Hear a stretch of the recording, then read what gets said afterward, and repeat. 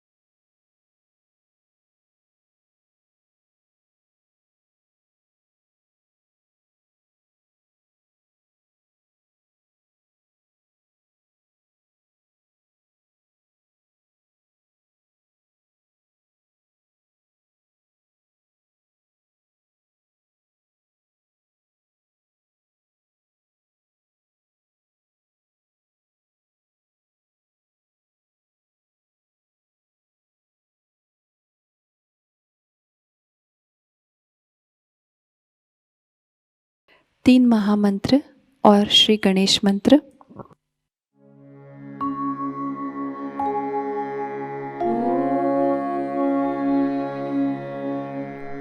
त्वमेव साक्षात् श्री महालक्ष्मी महासरस्वती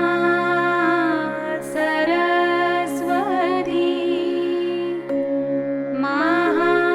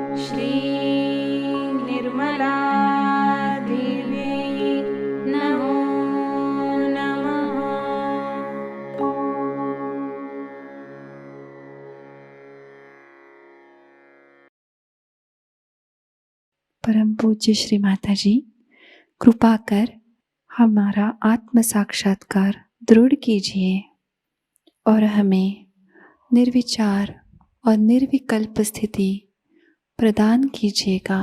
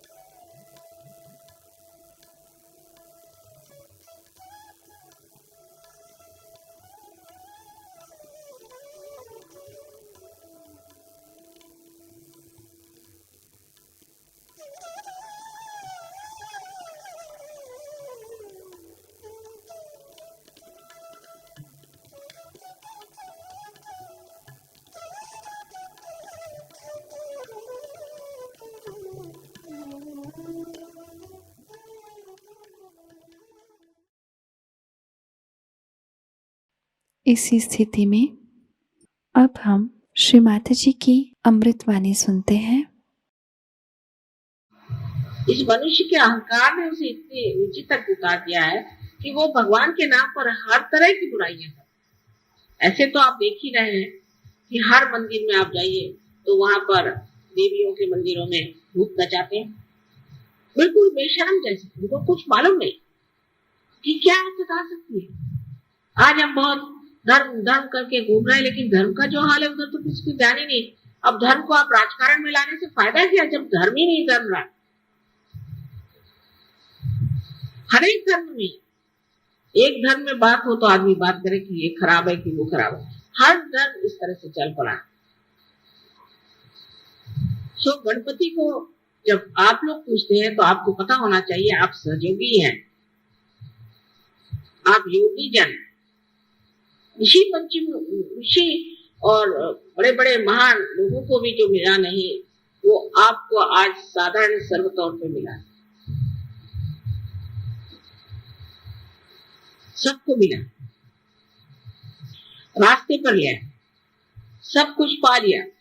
लेकिन जब हम कोई बात कहते हैं तो आप लोग अपनी तरफ कभी नहीं देखते। आप सोचते हैं ये मैं किसी और को कह रही हूँ, ये नहीं सोचते कि हम भी उसी में से, कि हमारी दृष्टि कहाँ है। हम क्या सोचते हैं, माता जी देखिए, ये देखिए मैं एक घर ले रहा हूँ, इसको आप आशीर्वाद दीजिए। अरे भाई तुम हो तो आशीर्वादित हो, नहीं हुआ अच्छा नहीं माता जी, तो देखिए मेरी चाबी जो है मोटर की, उसको आप आशीर्वाद दीजिए। तो चाबी दे खड़े, मैं तो ऐसा आशीर्वाद दूंगा कि दूंगी कि गाड़ी चलेगी।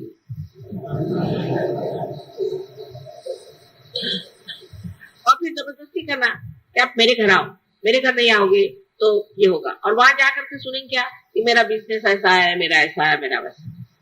ये सहयोगियों के लक्षण नहीं। सहयोग जो करते हैं उनको याद रखना चाहिए कि हमें निराकार में करना है।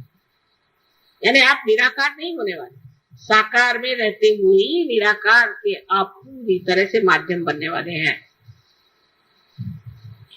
आपसे तो अच्छे रेडियो है, जिसको रेडियो बना दिया, अगर सब किसी को रेडियो बनाया तो उसने अपने हाथ से रेडियो बनाया और उसको जब कनेक्शन किया उसमें से संगीत सुनाई देता, कोई रेडियो धूल तो नहीं फेंकता। तो सर्वप्रथम हमारे अंदर गणेश जी को हमें जगाना है, सिर्फ पूजा मात्र नहीं, लेकिन उसे अगर जगाना है तो सर्वप्रथम हमें देखना चाहिए कि हमें शुद्ध होना है, हमारे अंदर शुद्धता आनी चाहिए। सो सबसे पहली शुद्धता है कि हमारे जो मौलिक बातें हैं उसकी ओर ध्यान दें। आजकल के सिनेमा और आजकल की सब चीजें आने से हमारी आंखें तक खराब हो और वो अबोधिता, वो निश्चल और निर्वाज प्यार संसार से मिट गया है। कोई सोच भी नहीं सकता कि ऐसा कोई प्यार कर सकता। और इस उधेड़ बुन में मनुष्य रहता है कि किस तरह से हम इस कार्य को ऐसा करें कि जो सहयोग भी चलता रहे और हमारे ये धंधे भी चलते रहे। जैसे कल एक देवी जी आके मुझे कहने लगी कि मेरे पति एक दूसरी औरत के पीछे पागल। मैं कहा उसको छोड़ो, यही कह ले, वो तो कह मैं परम सहयोगी हूँ, मुझे कैवल्य मिल गया और माता जी से संबंध मेरा और है और ये संबंध मेरा और।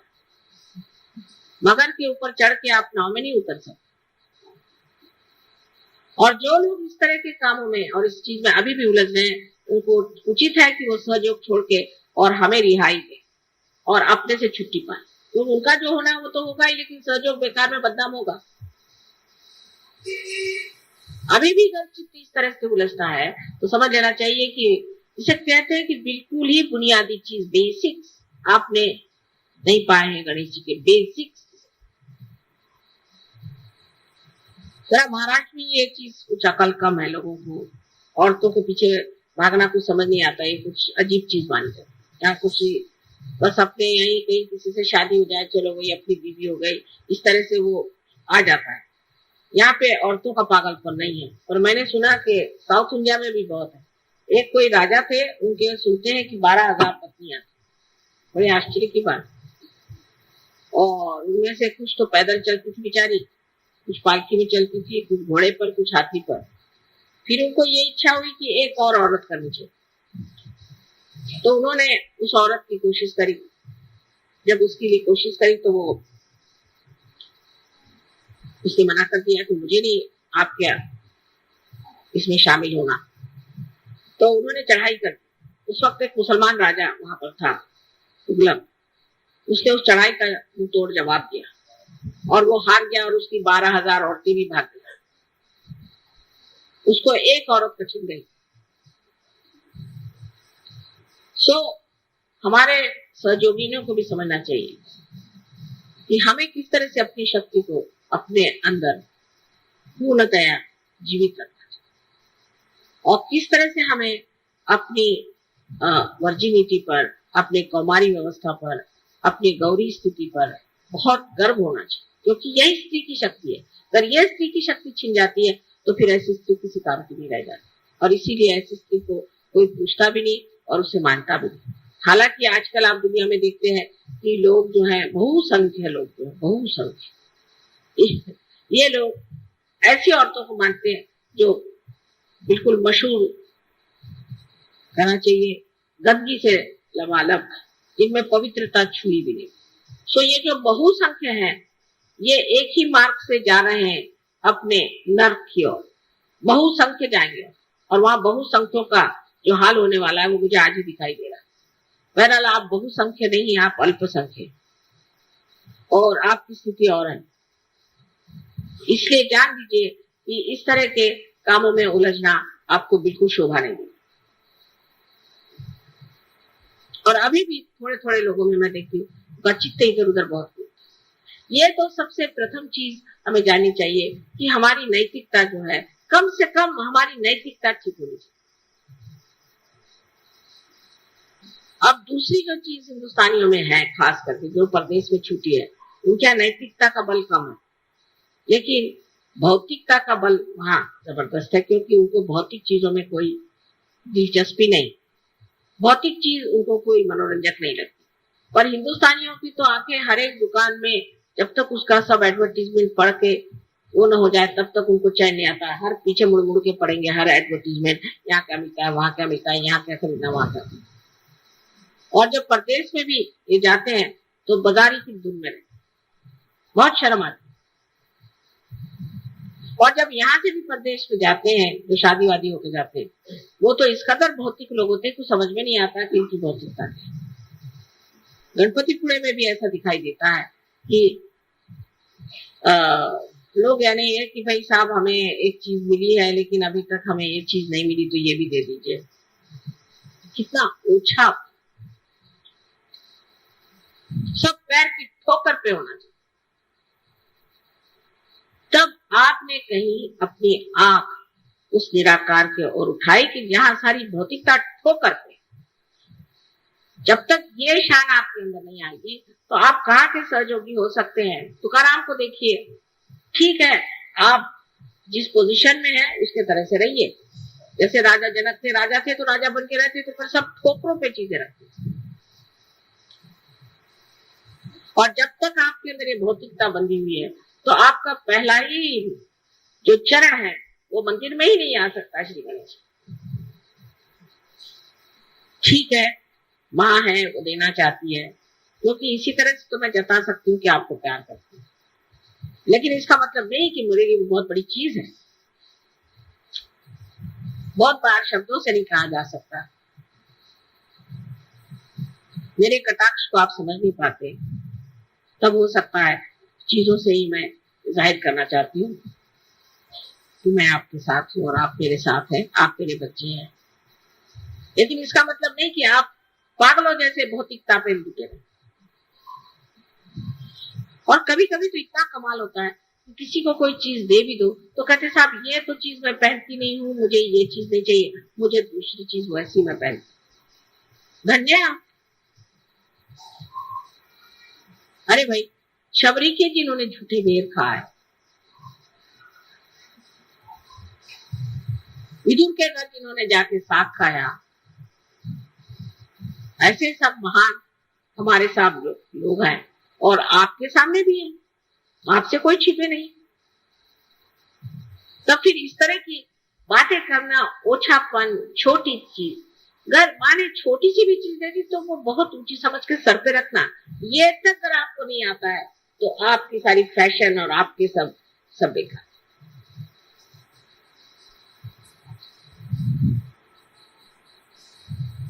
जो चीज श्री गणेश की है उसमें सबसे पहली चीज है कि मनुष्य को अपना चित्त स्वच्छ कर लेना चाहिए। चित्त स्वच्छ करने का तरीका, ये चित्त कहाँ है आपका?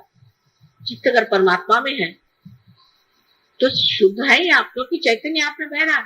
और चित्त आपका इधर उधर है तो उस चित्त का फायदा, जब तक आपका चित्त शुद्ध नहीं होगा तब तक आप ज्ञान की प्राप्ति ही नहीं कर सकते, क्योंकि चित्त में ही आपका सारा चैतन्य बह रहा है। चित्त से ही आप जानते हैं। जिसका शुद्ध चित्त होता है सिर्फ विचार मात्र से कार्य हो सकता है, ध्यान देने से ही कार्य हो सकता है, और कभी कभी उसकी भी जरूरत नहीं पड़ती। जिस शक्ति को आप प्राप्त करना चाहते हैं, जिससे कि आपकी अंतिम जो कुछ भी, जिसे आप ध्येय कहिए या अपना लक्ष्य है जिसे आप प्राप्त करना चाहते हैं, वो है ये चैतन्य जिसको आप अंदर बसाना चाहते हैं, जिसके अंदर ये शक्ति है कि जिस शक्ति के कारण आप अनेक कार्य कर सकते हैं। उसको छोड़ करके आप क्या ये बेकार चीजों के पीछे पड़े।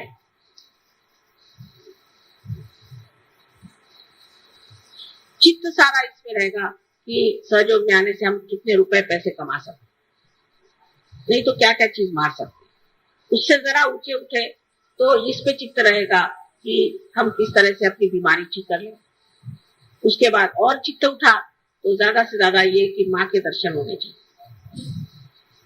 अब हर जगह से, कभी औरंगाबाद से तो कभी आपके संगमनेर से तो कहीं से लोग बस आ जाते, दिल्ली से, कलकत्ते से जब गए, हम जान करके, मुद्दाम मराठी में शब्द है, इसका कोई और तो नहीं है, पर्याय नहीं, मुद्दाम जान करके हम आए। क्यों आए भाई? मेरे पास टाइम नहीं है, यहाँ मुद्दाम आए। कि सबसे लड़ाई करने का, माँ के दर्शन, हम दर्शन कर रहे हैं। दर्शन तो तुम्हारे हृदय में ही हो सकते हैं। अरे तुमको इतनी शक्ति देगी, उसके ही दर्शन करो, बहुत है। हम तो शक्ति ही है ना, हमें निराकार में तुमने प्राप्त नहीं किया है, इसलिए दर्शन चाहिए। कि बैठ करके घंटों इधर की बात उधर की बात समय बर्बाद करना क्या जरूरत है। शक्ति स्वरूप होने में आप स्वयं शक्ति हो सकते हैं, लेकिन ये रुकावटें कब जाएंगी और कब हम समझेंगे कि हम स्वयं वो शक्ति स्वरूप हो सकते हैं और हमारे अंदर इतनी शक्तियां हैं, उसके अंदर हमें रममान होना चाहिए, जिसके कारण कुछ भी न करते हुए सारा काम हो जाए। लेकिन ये विचार दिमाग में नहीं आ सकता आसानी से, अज्ञान ही नहीं है। सिर्फ अज्ञान हो तो मैं कहूँ ठीक है, सिर्फ अज्ञान नहीं, अज्ञान ही नहीं है, लालच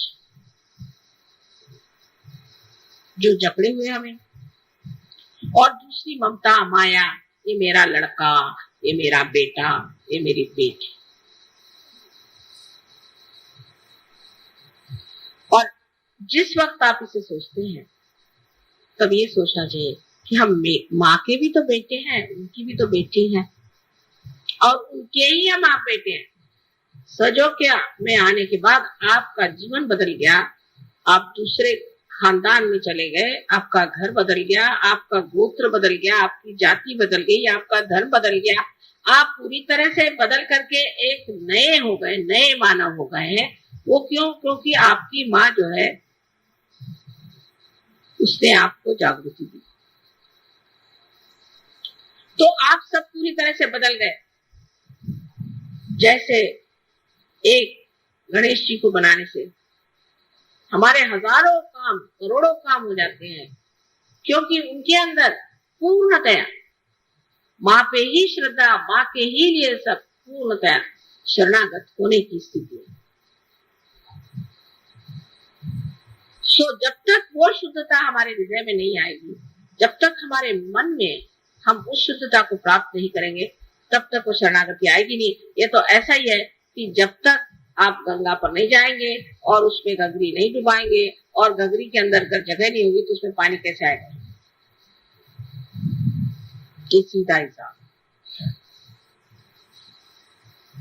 सो जरूरी है कि हम अपने चित्त को शुद्ध करें, और चित्त को शुद्ध करके वो शुद्ध चित्त ही हम अपनी माँ को दे सकते हैं। अशुद्ध चीज से तो हमें तकलीफ ही होती रहती है, और जब शुद्ध चित्त होता है तो आपको आश्चर्य होता है कि आप स्वयं ही एक पुष्प की तरह महकते रहते।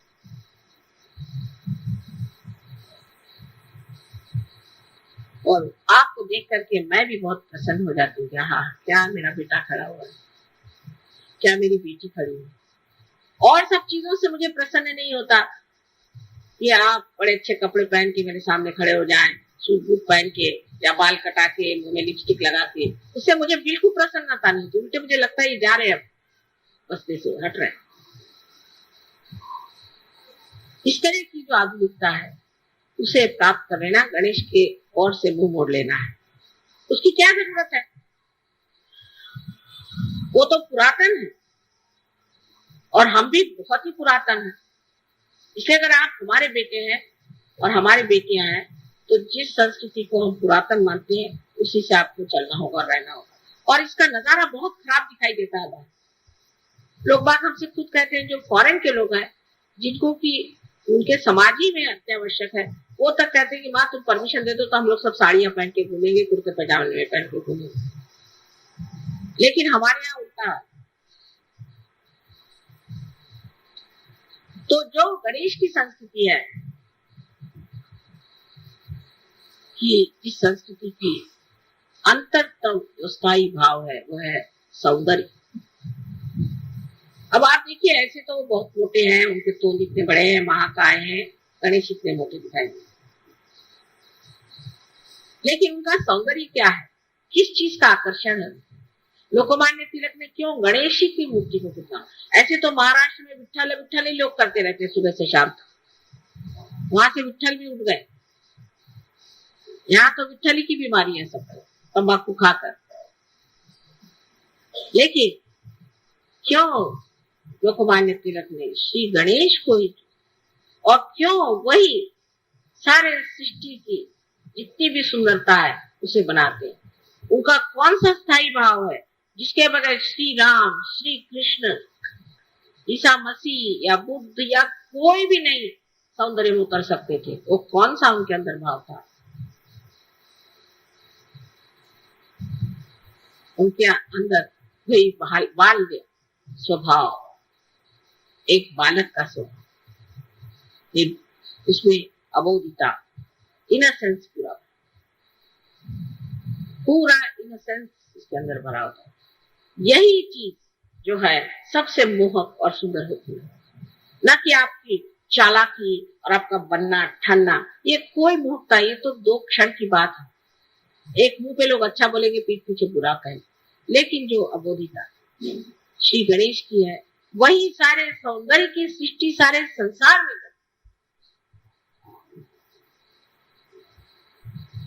तो सारे सृष्टि का जो रूप है वो श्री गणेश की कार्रवाई, उनकी जो बालिश बातें हैं। श्री कृष्ण का भी वर्णन वही सबसे अच्छा लगता है जो सूरदास ने किया है। युक्त होकर चलते थे, ऐसे पैर से पैंजर उनके बचते थे, गिर जाते थे, और आश्चर्य की बात है कि वो शीशे में अपना स्वरूप देख करके बड़े खुश होते थे, हालांकि वो विश्व के करता है। जहाँ उन्होंने अपनी माँ को अपने मुंह को खोल करके और सारे विश्व का दर्शन कराया, और बच्चों जैसी जो बातें करते थे। श्री राम के लिए भी यही कहा था। ईसा मसीह के बारे में लोगों ने उसका बचपन बताया नहीं, लेकिन उनका बचपन श्री गणेश के रूप में आप जान सकते हैं। और इसीलिए जहां जहां बचपन का लोगों ने उल्लेख नहीं किया तो बड़ी भारी गलती कर गए, क्योंकि ऐसे लोगों में आनंद और उल्लास नहीं होता, रोने धोने का धर्म बन गया। जैसे आप देखते हैं कि जैनियों में है रोने धोने का धर्म, बुद्धियों में, बुद्ध मार्गियों में रोने धोने का है, मुसलमान लोग रोने धोने का, बाप रे बाप, उनका तो भगवान ही बचाया। और ईसाइयों का तो बहुत ही रोने धोने का। ईसा मसीह ने सबके लिए अपने को क्रूस पे टांग लिया और सबके पापों की क्षमा मांग ली एक बार। अब आपको आश्चर्य होगा, ऐसी ऐसी जगह है जहाँ ईसा मसीह को टांग नहीं सकते तो खुद ही टंग लेते हैं, और बड़े प्रोसेशन के साथ वो टंगा हुआ आदमी सब घुमाएगा। बताइए, इस तरह के तमाशे करने से क्या आप ईसा मसीह को प्राप्त कर सकते हैं? सो जो आनंद है, उस आनंद के प्राप्त करने के लिए सर्वप्रथम आपको गणेश जी जैसे होना चाहिए। उसकी ओर कौन ध्यान देता है? आज पूजा के बाद भी क्या आप सोचेगा कि माँ ने हमसे बताया कि हमें गणेश जी जैसे अबोध होना चाहिए। चलो कोई आपको ठग भी दे, हमें भी बहुत लोग कहते हैं कि माँ बहुत सीधी है, आप बहुत भोली है, आपको लोग ठग ले। मुझे ठगने वाला अभी तक पैदा नहीं हुआ, लेकिन मैं जानू तो कि तुम कैसे ठग हो, नहीं तो मैं जानूंगी कैसे कि ठगी क्या होती है, क्योंकि मुझे तो मालूम ही नहीं ठगी चीज क्या होती है। जब ये मुझे ठगते हैं तब मुझे पता रहता है कि ये ठग है और ये ठगी होती है। फिर उधर चित्त देने से वो ठग भी खत्म हो जाता है और ठगी भी खत्म हो जाती है।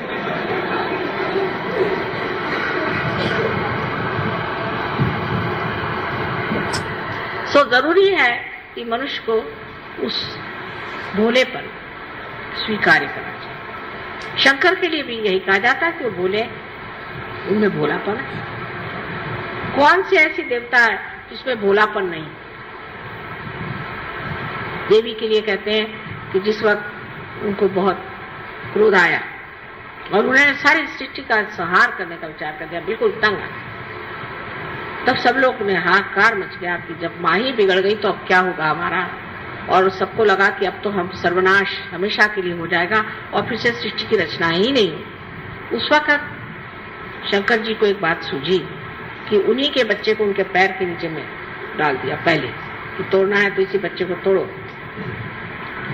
इतनी बड़ी जीभ उनकी निकल आई, बाप रे, मैं अपने बच्चे को ही मिटा रही। ये बच्चों के तरफ से जो हमारे लिए एक तरह से प्यार, आह्लाद, एकता और जो जिसे हम कहते हैं एकाग्रता, समग्रता, ये प्राप्त।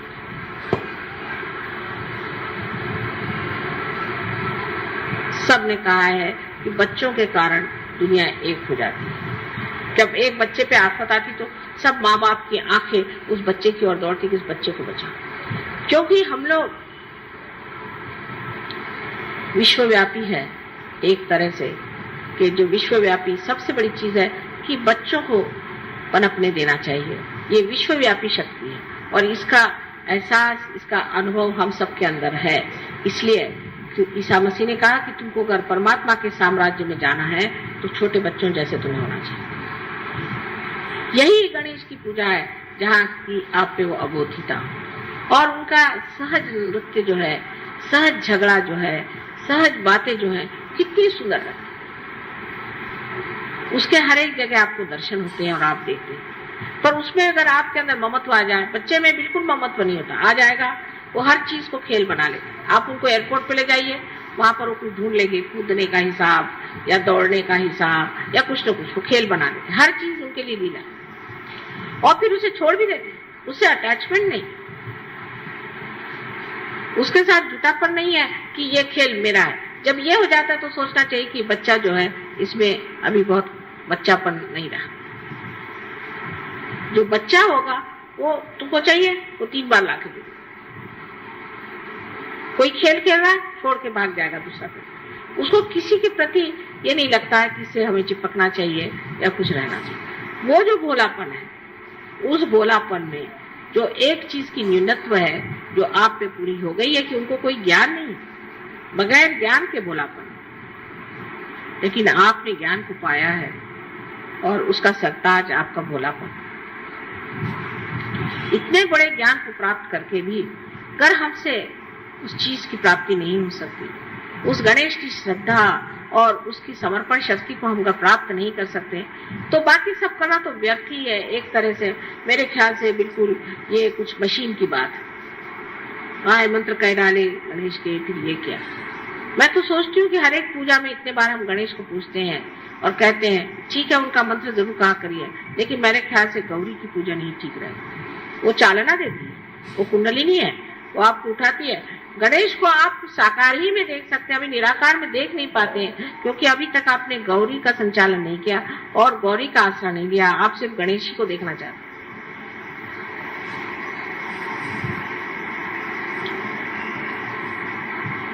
आज गौरी का ही दिन है।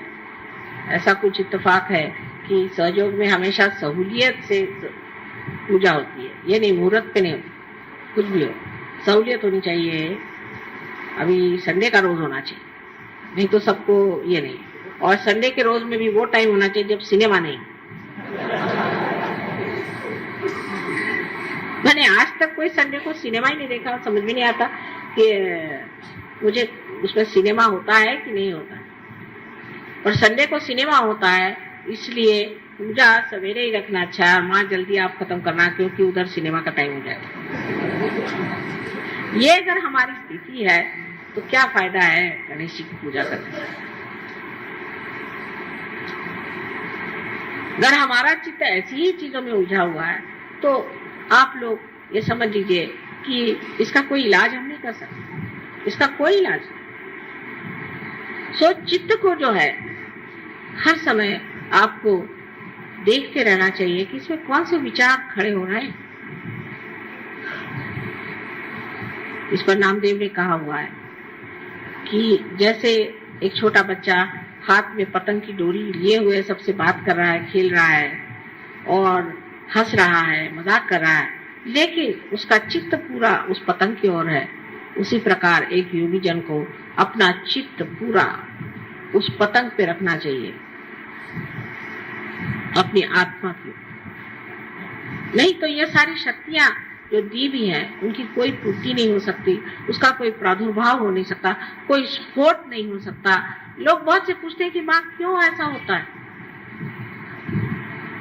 जैसे कि आप जानते हैं कि कोई सी भी स्पुतनिक जैसी चीजें जो कि आकाश में और अंतराल में जो फेंकी जाती हैं, उसका तरीका यही है कि जब एक के अंदर एक बिठाए जाते हैं और जब एक पहला एक हद तक पहुंचता है तो उसमें एकदम स्फोट होकर दूसरे को ढकेल देता है, फिर दूसरा वाला फिर स्फोट होता है, उससे दूसरा ढकेला जाता है, इससे एक्सेलरेट होती है उसकी शक्तियां, माने उसमें एकदम बढ़ावा आ जाता है। ऐसा ही स्फोट हमारे अंदर क्यों नहीं होता? क्योंकि अभी भी हम 10 पैसे में खरीदे जाने वाले गणपति जैसे ही हैं। इस वजह से अगर असली गणपति हो उसका स्फोट होना चाहिए और लोगों को पता चलना चाहिए कि एक एक आदमी क्या कमाल का है। वैसा नहीं होता है, हम अपने ही चीजों में उलझे रहते हैं, अपनी बातों में, अपने ही बारे में सोचते हैं और हर समय सोचते हैं कि इसमें हमारा क्या लाभ है सहयोग में आने से। असल में पूरा ही लाभ, पूरा ही लाभ, क्योंकि जिस वक्त आप अपने सिंहासन पर बैठ गए तो पूरा राज आपका ही है। लेकिन आप सिंहासन पर न बैठते हुए हर दरवाजे जाके भीख मांगेंगे तो आप तो भिखारी ही है। आपको सिंहासन बसाने से फायदा क्या? और सिंहासन पर बैठ करके भी आप कहें कि भाई माता जी को आप थोड़ा रुपया पैसा दे दो, तो इस चीज का क्या अर्थ लगता है? गणेश की शक्ति अगर अपने अंदर जागृत करनी है तो सबसे प्रथम जानना चाहिए कि हमें निराकार की ओर चित्त देना चाहिए, चैतन्य की ओर देना चाहिए, और चैतन्य जो हमारे अंदर से बह रहा है उसको देखना चाहिए। जिनका चैतन्य दूषित है वो यही कहेगा मुझे भूत लग गया। क्यों लगा? गणेश को कभी भूत नहीं लग सकता। तुमको तो अपने शरीर में मैंने स्थान दे दिया, ऐसा तो किसी ने किया होगा। और मैं तकलीफें उठाती हूँ आपकी सफाई के लिए, लेकिन आप लोग अपनी सफाई क्यों नहीं कर सकते? और आके लोग कहेंगे माँ मेरा आज्ञा पकड़ गया, मुझे अहंकार हो गया। क्यों हुआ? जब करने वाला परमात्मा है फिर आपको अहंकार क्यों? उसकी वजह यह है कि अपने दोषों को हम नहीं देखते, दूसरों में टाल देते हैं और कह देते हैं कि ये तुम्हारा काम और ये तुम्हारी वजह से। उसके उल्टे श्री गणेश, उनको पता भर चल जाए और मेरी अगर नजर उन पे नहीं हो तो सबको ठिकाने लगा दे। मैं आपसे बता दूं, इतने वो माहिर हैं, होशियार हैं, सतर्क है, दक्ष है। वो जानते हैं कि कहाँ पर कौन बैठा है, कैसे। मुझे भी सब मालूम है, ये नहीं कि मुझे नहीं मालूम, लेकिन मैं सुरक्षित रखना चाहती हूँ आपको। लेकिन वो नहीं, वो कहते हैं ऐसे बेकार लोगों को क्यों माँ के पीछे लगाना, वो तो ऐसे ठिकाना कर दे। लेकिन सबसे बड़ी चीज जो मुझे समझ नहीं आता अब भी, कि ये सब होने के बाद आपकी वाणी शुद्ध नहीं। वाणी में बहुत से लोग गालियां देते हैं, अभी भी सहयोग में चीखते हैं, चिल्लाते हैं, जोर से बोलते हैं, उसमें प्रेम माधुर्य कुछ है ही नहीं। इसका मतलब आपकी वाणी भी शुद्ध नहीं हुई। और ऊपर से दाम्भिकता, जिसे कहना चाहिए कि ढोंग करना, ऐसा दिखाना कि हम बड़े मुस्कुरा रहे हैं, हम बड़े हंस रहे हैं, बहुत ही खुश हो रहे हैं, और अंदर से तो मैं देख रही हूँ हृदय ही स्वच्छ नहीं। वो जो असली आनंद का गांभीर्य है, उसकी चमक ही और होती है, और हमसे तो छिप नहीं सकती वो। आप कुछ भी पोत के आइए, हम पहचान जाएंगे आप कितने गहरे पानी में। लेकिन वो किस लिए? हम भी आपको क्यों परखते हैं? किस वजह से परखते हैं? इतनी मेहनत क्यों करते हैं? वजह ये चाहते हैं कि आप लोग सब चमक जाएं। लेकिन जब तक आपके मन में अपना हित ना आए, जब तक आप अपनी अंतिम लक्ष्य को पूर्ति की तरफ ध्यान न दे और फालतू चीजों में उलझे रहेंगे और उसी से मुझे तंग करते रहेंगे। मुझसे लोग आर्गू करते हैं, माँ हम आपकी इतनी पूजा करते हैं तो भी ऐसे कैसे हो? क्यों आपके अंदर कोई दोष नहीं? आप संपूर्ण हैं। ये तुम कहिए कि आप लोग पारंगत हैं। इस तरह की जब हम बातें सोचते हैं तब हमारा चित्त उठते जाता है ऊपर की ओर, और चैतन्य की ओर हमारे हाथ फैलाए हुए हैं। इस वक्त चैतन्य हमारे अंदर बहना शुरू हो जाता है और इतना खुश होता है वो कि चलो मेरा स्थान यहाँ मिल गया। जैसे कोई बाढ़ आ जाए, इस तरह से पूरा शरीर आलोकित हो जाता है। एक दो आदमियों को आलोकित करना तो बहुत आसान चीज है, लेकिन मैं तो चाहती हूँ कि सामूहिकता से हम लोग इस तरह से बने, क्योंकि आज उसकी जरूरत है। नहीं तो सोचिए कि ये समाज कहाँ जा रहा है। एक से एक चोर उचक के बैठे हुए हैं, सारी दुनिया भर की परेशानियां लोगों को लगी हुई हैं, और इसके अलावा इतनी अनैतिकता, माने घोर घोर कलयुग है। आप अपने बच्चों को इसी में क्या चाहते हैं कि सब कर दें, या आप चाहते हैं कि कोई विशेष महान कार्य के लिए आप इस संसार में आए हैं और उस कार्य को आप करें? हो गया, आपको पैसों का प्रॉब्लम था, सॉल्व हो गया, नौकरी का प्रॉब्लम था, सॉल्व हो गया, और प्रॉब्लम से सॉल्व हो गया, आगे क्या? अभी लालच खत्म ही नहीं हो रही, और उसके लिए भी मुझे परेशान करना हर समय बिल्कुल उचित नहीं।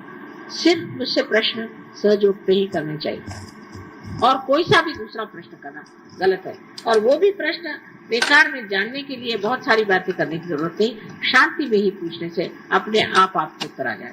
नहीं तो हर बार आपको मेरा लाउड स्पीकर लगाना पड़ेगा कि माँ ने इसमें क्या कहा, तो और में आप में क्या फर्क है। एक साहब मेरे पास आए, कहने मुझसे भगवान बोलते हैं। मैंने कहा कैसे? कहले बस मैं गीता है तो खोल लेता हूँ, जो पेज खुल जाता है उसमें जो लिखा है उसी से मैं समझ जाता हूँ भगवान ने कहा। मैं कहा वाह भाई वाह, वही हाल मेरा दिखता है, पेज खोल दो, माँ ने क्या कहा, ऐसा कहा। अब ये आपके अंदर सृजन शक्ति स्वयं है, आपके अंदर विचार शक्ति स्वयं है, आपके अंदर वो शक्ति है जिससे आप दुनिया को चमका सकते। तब आप क्यों बार बार ये चाहते हैं कि माँ ही इस बात पर बताए? आप स्वयं इसका प्रश्न का उत्तर दे सकते हैं। मैंने देखा उत्तर देने के लिए सिर्फ एक मैं ही हूँ। मेरे सामने तो सब प्रॉब्लम्स ही लोग लेके आते हैं, उसमें ऐसा प्रॉब्लम है, उसमें ऐसा प्रॉब्लम है, लेकिन कोई ऐसा नहीं मिलता कि नहीं इसका सोल्यूशन है माँ, आप चिंता न करें, हम कर दिखाएं। ऐसे भी तो कोई चाहिए, ये हम कर दिखाएं, ये कोई मुश्किल काम।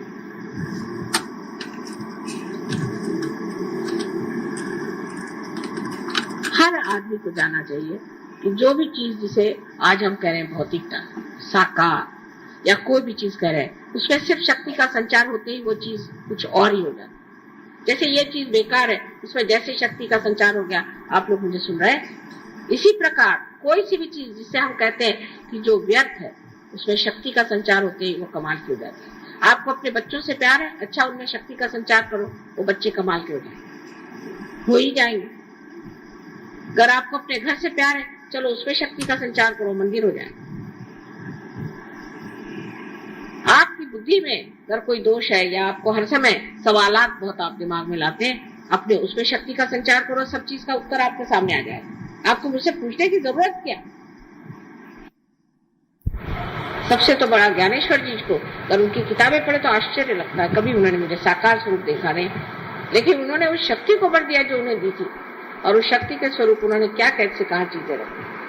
अगर आप अभी भी इसी साकार स्वरूप से ही संतृप्त है, आप आगे नहीं बढ़ सकते। आपको निराकार में हमें प्राप्त करना होगा, जिससे कि आपके अंदर की सृजन शक्तियां बढ़े। इसी को हम मानते हैं कि जो श्री गणेश को लोग कहते हैं कि हमारे महागुरु, उसकी वजह यही है कि उनकी शक्ति के संचार से हम स्वयं ही गुरु हो जाते हैं। हम कितने बार कहते हैं हम स्वयं के ही गुरु हैं, लेकिन ऐसे कितने लोग हैं मुझे नहीं दिखाते जो अपने टांगों पर खड़े हुए कह सकते हैं कि हाँ माँ ये चीज है, इसका हमारे पास उत्तर है, हम ही को इसका उत्तर मांगो। और जब वो देने लग जाते उत्तर, तो ऐसे उत्तर होते हैं कि सभी दुनिया निरुत्तर हो जाए उनके आगे, क्योंकि जो उत्तर देते हैं उतने अहंकार भरे, इतने बेवकूफी के और इतने निम्न स्तर के होते हैं कि समझ में नहीं आता कि सहयोगी है कि कहाँ जाते। अश्रद्धा वालों को नुकसान होता है, एक बात है, नुकसान भी होता है, और उनको सीखना पड़ता है, उनको बहुत से लेसन लेने पड़ते हैं, समझ लीजिए। लेकिन वो भी होने के बाद, वो सब होने के बाद भी आप अगर जिंदगी भर स्कूलों में ही पढ़ते रहे तो आपको नौकरी कैसी मिलेगी? हर ईयर आप अगर फेल होते रहे तो आपको नौकरी मिल ही नहीं सकती। परमात्मा आपको क्यों अपना नौकर बनाएगा? क्योंकि आप कहते हैं प्रभु तुम मुझे अपना माध्यम बना लो। भाई वो भी तो सोचते हैं कि माध्यम किसे बनाया जाए। ऐसे डिफेक्टिव लोगों को क्या जरूरत है माध्यम बना करके हर बार आफत हो, उनकी गाड़ी नहीं चल सकती। हम उनके माध्यम बनने के लिए हमारे अंदर सारी शक्तियां हैं, हमारे अंदर जागृति है। हम उसके बारे में जितना जानते हैं कोई भी नहीं जानता था। सहस्त्रार के बारे में किसी ने लिखा तक नहीं, वो तक हम जानते हैं। सारी चीज आज हमारे सामने पुस्तक के जैसे खुली हुई है। लेकिन इसका मतलब नहीं कि पुस्तक को पढ़ने से हो जाएगा, या मंत्र के कहने ही से आप शक्तिशाली नहीं हो सकते। मंत्र का जो स्थायी भाव पवित्रता है और उसकी फेंक, जिसे कहते हैं कि कहाँ नजर है, जब तक दोनों चीज में सामंजस्य नहीं आता, जैसे कि हाथ में पतंग हो और उड़ान उसके ऊपर हो, इसी प्रकार जब तक आपके जीवन में न हो कि हमारी उड़ान का। बहुत से लोग ये जरूर कहते हैं माँ हमें गॉड रियलाइजेशन कब हो, इसका कोई मैं लिख के दे सकती हूँ गारंटी, और दूसरी मर्तबा गए वहां किसी की बुराई करने लगे। साधा एक क्रोध जिस आदमी को कंट्रोल नहीं हो सकता, वो क्या सहयोग करे। कृष्ण ने क्रोध को सबसे पहले करने किया, सबसे बुरा बताया, क्रोधात भी जाए। क्रोध सबसे खराब चीज, सम्मोहन लाने वाली चीज। सो हमारे अंदर जो गणेश की शक्ति है उसे जागरूक करने में ये सोचना चाहिए हमें पवित्र, और पवित्रता में उनका सौंदर्य स्वरूप, जो भोला स्वरूप हो लेना नहीं। फिर वो कहेंगे ठीक है हम गणेश है, हम हाथ में परस लेके जिसको उसको मार देते, वो शक्ति आपके पास नहीं, वो परस आपके हाथ में नहीं। वो जिस दिन आपके हाथ में आएगी तो आपके हाथ में परस दिया जाएगा। अभी जिससे आप मार रहे हैं वो आप ही का भूत आपको मार रहा है। आप भूत हैं जो आप चीख रहे हैं, चिल्ला रहे हैं और गुस्सा कर रहे हैं, दूसरों को मार रहे हैं। ये गणेश शक्ति नहीं से, क्योंकि आपको पता ही नहीं आप किस पे चिल्ला रहे हैं, क्यों चिल्ला रहे हैं, क्या कर रहे हैं। जिस आदमी का इस तरह से दिमाग खराब है उसे सहयोग में छोड़ के पागल खाने में चला जाना चाहिए, उसका स्थान यहाँ पर नहीं। जो आज का भाषण है उसमें धार है उसी परस की, समझ लीजिए। हमें तो अधिकार, आपको अधिकार नहीं कि आप इस परस को वहां दुनिया भर में घुमाते फिरे। अपनी नाक काट लीजिएगा, अपनी कान काट लीजिएगा, किसी को आप काट नहीं सकते।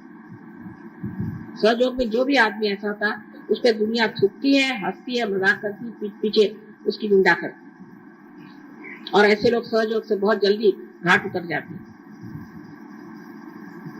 अपनी वाणी अत्यंत सुंदर, स्वच्छ होनी चाहिए, अच्छी होनी चाहिए, मधुर होनी चाहिए, पर उसके पीछे में छल कपट नहीं होना चाहिए।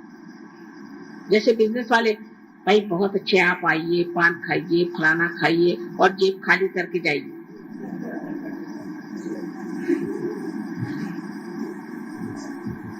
हृदय, बात हृदय से कहनी चाहिए, और जब हृदय से बात कही जाती है तो बड़ी गुणग्राही होती, क्योंकि हृदय जो है यही सब चीज को समाता है। वही चीज हमेशा के लिए सनातन हो जाती है। बाकी चीजें ऊपरी ऊपरी, बुद्धि की चीज ऊपरी ऊपरी रह जाती है, लेकिन जो चीज हृदय को छू जाती है, जो हृदय स्पर्शी है, वही चीज हृदय में बैठ जाती है। इस चीज की आप गांठ बांध के रखिए। श्री गणेश का स्थान है तो मूलाधार पे, पर जब वो अपने हृदय में आ जाता है तभी वो आत्मा स्वरूप होकर के चैतन्य में होता है। आत्मा जो है वही श्री गणेश, और वही श्री गणेश जब हमारे हृदय से प्रकाश देता है, वही वो फिर चैतन्य है। जिसने श्री गणेश को अपने हृदय में बिठा लिया, उसके लिए फिर कुछ कहने की जरूरत नहीं। उसको कहते हैं कि हर समय मेरा आनंद में डूबा रहता है, उसे और चीजों की खबर ही नहीं होती, न परवाह रहती है, और रिद्धि सिद्धि सब उसके पैर के पास। वो खुद जानता भी नहीं, सोचता भी नहीं, सारे काम अपने आप होते रहते। ये अनुभव सिद्ध है, ये मैं बात ऐसी वैसी नहीं कह रही हूँ, ये अनुभव सिद्ध है। आप लोग जानते हैं, मेरे बारे में जानते हैं, वो आपके बारे में क्यों नहीं होना चाहिए। अभी तो हम ही आपके लिए रिद्धि सिद्धि बने, आपके पीछे पीछे घूम रहे हैं, पर सबका समय होता है। आपको भी अपने मंजिल को छोड़ करके दूसरी ओर मुड़ना नहीं चाहिए। अपनी नजर उन्नत करके उस ओर जाना चाहिए जहां आपको जाना है और जिसे आपको प्राप्त करना है। ये ऐसा आज तक कभी हुआ नहीं था और जो हो रहा है उसको अगर आप भूल जाएंगे तो इसमें दोष हमारा नहीं, और इसकी सजा हमें देने की जरूरत ही नहीं। श्री गणेश बैठे ही वहां परस लेकर के, इसलिए अपनी ओर दृष्टि, अपने अंदर वो गांधीर्य, श्री गणेश की जो शक्ति उस गांधीर्य से, अपने अंदर वो आनंद का गांधीर्य, आनंद एक सागर जैसे गंभीर, जैसे ऐसे गंभीर आत्मा को देखते ही मनुष्य पुलकित हो जाए आनंद से। फिर तो आप ही के दर्शन से काम हो जाएगा, मेरी तकलीफें बहुत कम हो जाएगी। तो वो स्थिति आनी पड़ेगी, और आज यही एक निश्चय करके आप पूजा करें कि वही हम स्थिति लाने वाले हैं। और आज विशेषकर गौरी की पूजा, कुंडलिनी की पूजा, जो हमें शक्ति चालना देती है, जो गणेश को ही वो शक्ति देती है जिसके कारण वो चलायमान है, और अब निराकार स्थिति से साकार आकर के और आप लोगों के साकार स्वरूप से ही वो आपको निराकार में उतार सकते हैं, वही वो गौरी शक्ति। तो हम शक्ति के पुजारी हैं, और जो शक्तिशाली नहीं है निशक्त है, जो अपनी शक्ति की पूजा नहीं करता और जो अपने अंदर वो शक्ति को जगाता नहीं और उसमें रममान नहीं होता और उसका प्रकाश नहीं देता, उसके लिए अपने को सहयोगी कहना व्यर्थ। ऐसे तो बहुत से बंदर और गधे मिल सकते हैं जिनपे मैं लेबल लगा दूं सहयोगी, सहयोगी, सहज गाड़वी, सहज फलाने, तो क्या वो हो जाएंगे?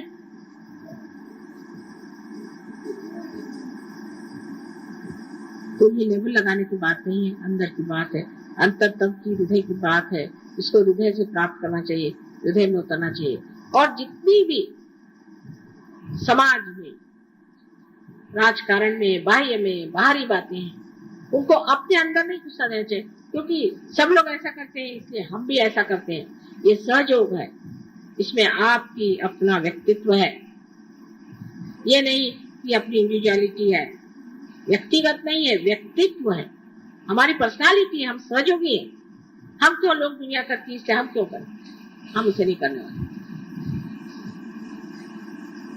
जब तक आप लोग इस हिम्मत के साथ आगे नहीं बढ़ेंगे, सहयोग यहाँ पर कोई पहाड़ नहीं खड़े कर सकता, कोई दलदल शायद खड़ी हो जाए तो हो जाए।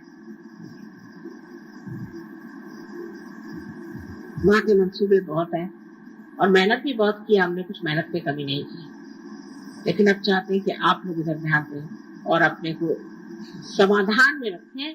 लेकिन इसका मतलब नहीं है कि मुंह पे मुस्कुराहट लाके हम बड़े समाधानी हैं, नहीं, समाधान को अंदर तौले, क्या हम वाकई समाधानी हैं?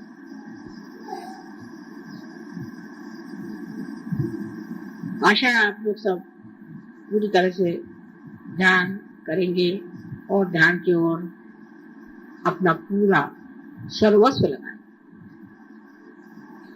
तभी काम बनने वाला है। और जब आपके अंदर खुद ये शक्ति आ जाएंगी, आप आश्चर्य करेंगे कि माँ, हम तो सारे पहाड़ों से ऊंचे हो गए, सारे पेड़ों से भी ज्यादा हरित हो गए, इस पृथ्वी से भी हम विशाल हो गए। जैसे तुकाराम ने कहा था कि मैं तो दिखने में छोटा हूँ लेकिन आकाश कितना बड़ा हूँ। ये जब तक आपके अंदर नहीं होता तो फायदा क्या सहयोग में आने से। आज की बातों पे आप कृपया ध्यान दें और उधर चित्त करें और पूरे मन से आज यही पूजा करें श्री गणेश की कि हम गौरी माँ के सहायक से, उसकी शक्ति के साथ उस निराकार में उतरें जहाँ हम पूर्णतया आनंद में रहे और हमारे रोम रोम में वो शक्ति ऐसी बहे कि लोग दुनिया में जाने कि सहयोग ने क्या कमाल और के कमाल को पूरी तरह से हासिल कर लेना, उसे एक्सेलेंस कहते हैं। वो चीज आप में आनी चाहिए। सहयोग में हमें एक्सेलेंस आया है या नहीं, ये खुद आप जज करना चाहिए आप। और हर एक आदमी कर सकता है, उसको पढ़ने लिखने की, किसी चीज की किताब की, किसी चीज की जरूरत नहीं, सिर्फ शुद्ध इच्छा की जरूरत है जो हमें अपने अंदर रखना चाहिए। आशा है आज पूजा में आप लोग इसे प्राप्त करें, महान शक्ति के साथ ही आप बाहर जाएंगे, उसको छोड़े बगैर नहीं। छोटी छोटी बातें जो भी मन में उभरे कि मेरा ये ठीक हो जाना चाहिए, वो सब छोड़ छाड़ के आज उसी महाशक्ति को प्राप्त करें, सब अपने आप ही ठीक होने वाला है।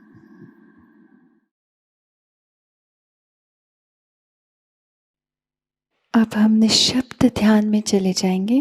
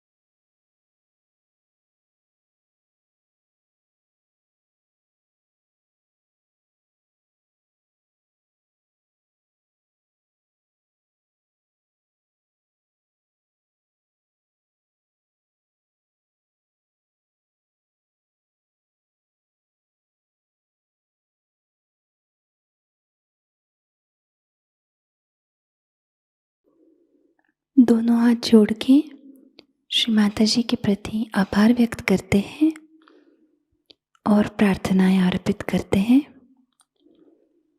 परम पूज्य श्री माता जी, आज का सामूहिक ध्यान हम आपके श्री चरणों में समर्पित करते हैं। आज के ध्यान में आपने हमें जो निरानंद प्रदान किया, हमें चैतन्य से आशीर्वादित किया माँ, इसलिए हम आपके ऋणी हैं।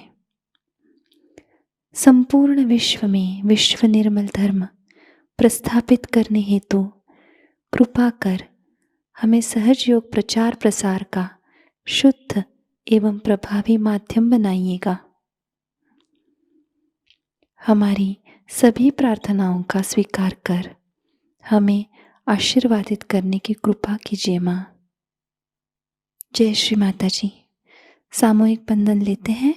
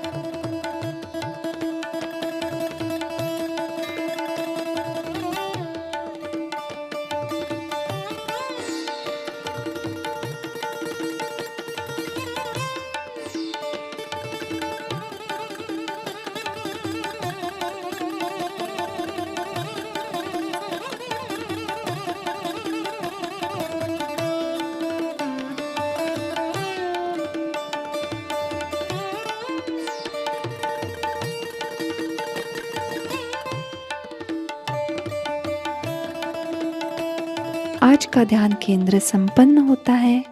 जय श्री माता जी।